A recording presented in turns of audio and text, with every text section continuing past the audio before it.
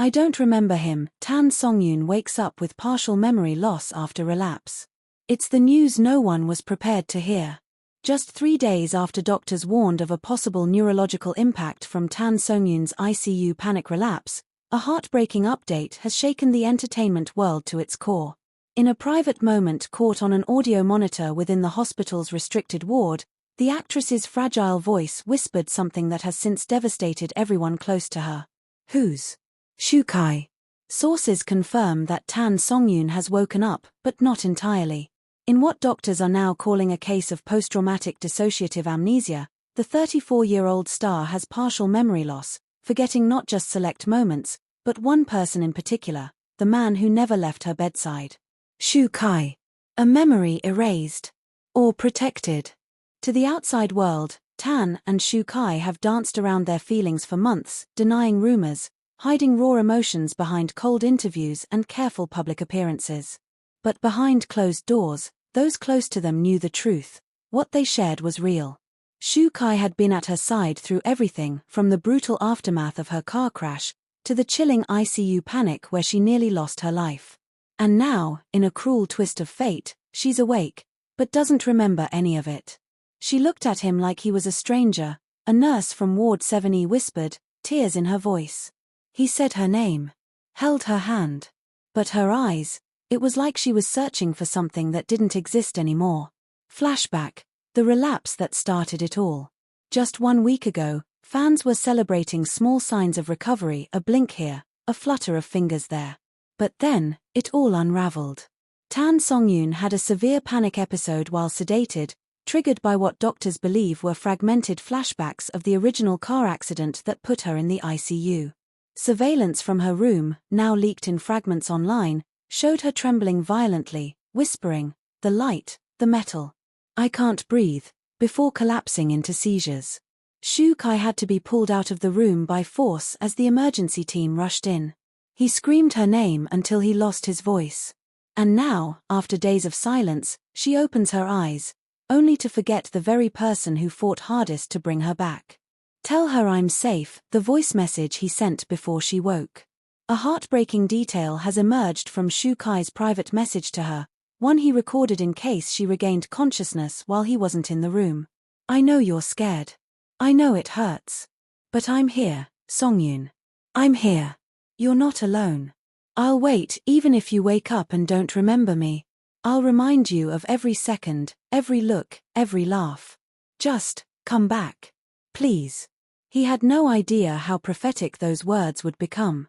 Denial, tears, and a door that won't open. When Shukai was told the news by Dr. Yang Li, witnesses said he didn't believe it at first. He rushed to the room, trying to see her immediately, but this time, hospital staff stopped him. "They're protecting her mental state," a rep from her care team told reporters. "She's asking questions about her identity, and we're trying to ease her into the truth without overwhelming her." Overwhelming her. As if love could be too much. As if Shukai's face, once her safe space, could now be the storm. He was seen pacing the hallway outside her room for hours, breaking down into quiet sobs at one point, head against the wall. "She doesn't even know what we had," he said to his manager. "How do I show her everything we lost, without breaking her again?" Flashbacks from him, what she forgot. In the weeks leading up to her relapse, insiders say Shukai had become more open about their bond, even if only behind the scenes. He had brought old photos, whispered stories of their secret getaways, their nights on set where they'd rehearse lines until sunrise, their first accidental kiss during a thunderstorm in Chengdu. She smiled in her sleep when he spoke, a nurse shared. Like her soul remembered what her mind forgot. But now, the photos mean nothing. The memories are blank pages. And yet, he refuses to walk away. Fans in meltdown. How can this be real?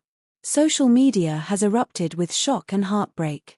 At Songyun Hearts, she waited for him in the chapel. She cried for him. And now she doesn't even remember he exists. This is worse than a breakup, this is tragedy. At Team Shukai, he stayed through everything. Her panic. Her coma. The crash. And now she's asking, who is he? My heart can't take it. At Drama Queen 101, real life is outdoing K-dramas at this point. Shukai better fight for her. He better tell her everything. But not everyone is on board. A small group of netizens is now accusing Shukai's management of exploiting her condition for PR, especially after footage of his emotional breakdown leaked online. However, those closest to the couple insist, nothing about this is fake. This isn't promotion, a family friend stated. This is pain. This is real heartbreak. He's not acting, he's unraveling. Let me talk to her, the plea that shook the hospital. Earlier today, in a moment that silenced the entire floor, Shukai reportedly fell to his knees in front of the lead neurologist, begging for a chance to speak to her alone. Just 1 minute, he said. Let me remind her of the fire. Of what we survived. They said no. Not yet. Her mind is too fragile. One wrong word, and it could trigger another psychological spiral. The doctor's plan is to let her relearn her world slowly, through objects, through voice, through touch. But how do you relearn a heart that once beat in sync with yours? A letter she wrote and can't remember. In another twist, a sealed letter was found among her belongings addressed to Shukai. It was written just days before her relapse. If anything happens to me, don't blame yourself. Don't disappear. Please. Be there for me. Even if I push you away. Even if I don't remember how we started. Just remind me how we ended, together. It's unclear if the medical team will allow him to read it to her yet. A chance at rebuilding. Or a permanent goodbye. Neurologists say there's hope with therapy, familiar voices, and time, memory traces could return. But nothing is guaranteed. For now, Shukai waits. He waits outside her door. He whispers her name like a prayer. He watches old videos of them laughing behind the scenes, of her pulling faces, of her shyly calling him Gidge when the cameras weren't rolling. He still carries the ring he bought months ago, the one he never had the courage to give her. Now, he wonders if he ever will. Final scene, a hand reaches through the glass. This afternoon, something changed. As Songyun sat up for the first time, she glanced toward the glass window where Shukai usually stands. And this time, she didn't look afraid. She didn't smile. She didn't cry. But she raised her hand. Slowly. Shakily. And Shukai, on the other side of the glass, mirrored it. A silent touch through the barrier of memory loss. Of heartbreak. Of everything they once were. Maybe, just maybe, a spark is still there. And maybe love, the real kind, never truly gets erased.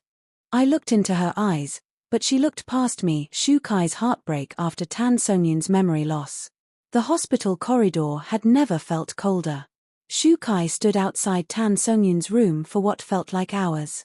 Nurses walked past, a few stealing glances of pity, others whispering his name under their breath. But he was frozen, arms crossed, head low, replaying one moment over and over again. The moment her eyes opened. And she didn't recognize him. Earlier that morning, the hospital staff had called him in. She's stable, the doctor said gently. But, there's something else. Shukai didn't wait for an explanation. He had held on to so much, her breathing tubes, the panic attacks, the faint pulse. But today was supposed to be the beginning of healing. He had rehearsed what he would say when she finally opened her eyes. He even wore the same hoodie she used to steal from his closet, hoping it would bring her comfort. Instead, the first thing she said was, "Who are you?" Her voice was soft, confused, almost apologetic. But it stabbed deeper than any shout. "I'm Shukai," he had said with a trembling smile. "Kai, it's me. I'm here, Songyun." She blinked slowly. "Shukai," she echoed. That name sounds familiar.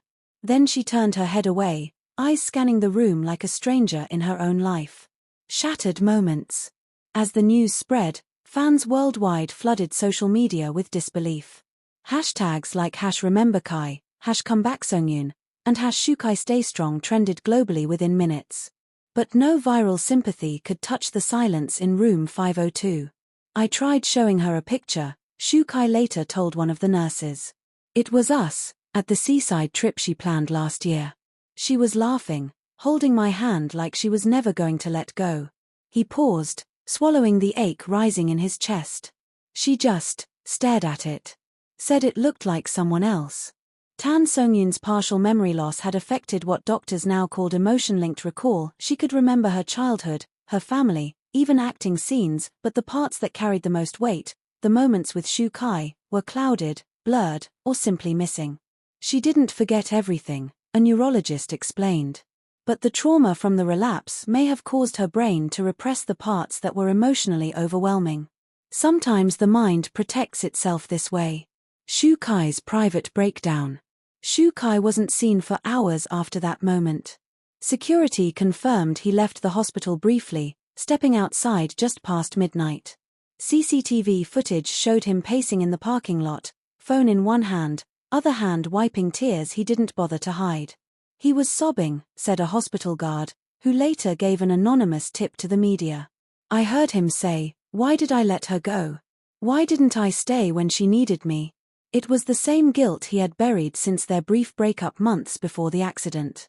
A rift neither of them had properly healed. She had wanted him to fight harder. He had thought space would help. But now, with her memories scattered, Shukai feared he had lost his only chance to make it right. Flashbacks and flickers. Inside her hospital room, Tan Songyun stared at the ceiling as oxygen softly hissed from the machine beside her. I know that name, she whispered to her nurse. Shukai, was he someone important to me? The nurse smiled gently. He came every day. He never left your side. I think he was your everything. Songyun closed her eyes. And then, a flicker. She was in a car. It was raining. She had screamed someone's name loud, desperate, just before the sound of metal crashing echoed through her skull. Shu, she mouthed. But the memory slipped again. She clenched the sheets, frustration rising in her chest. Why can't I remember? She cried. Why does my heart hurt when I see him, but my mind tells me he's a stranger? The memory box.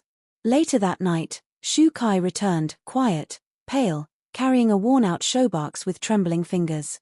He sat beside her bed and placed the box on her lap. What's this? She asked cautiously. It's everything we were, he said softly. Before the accident. Before the silence.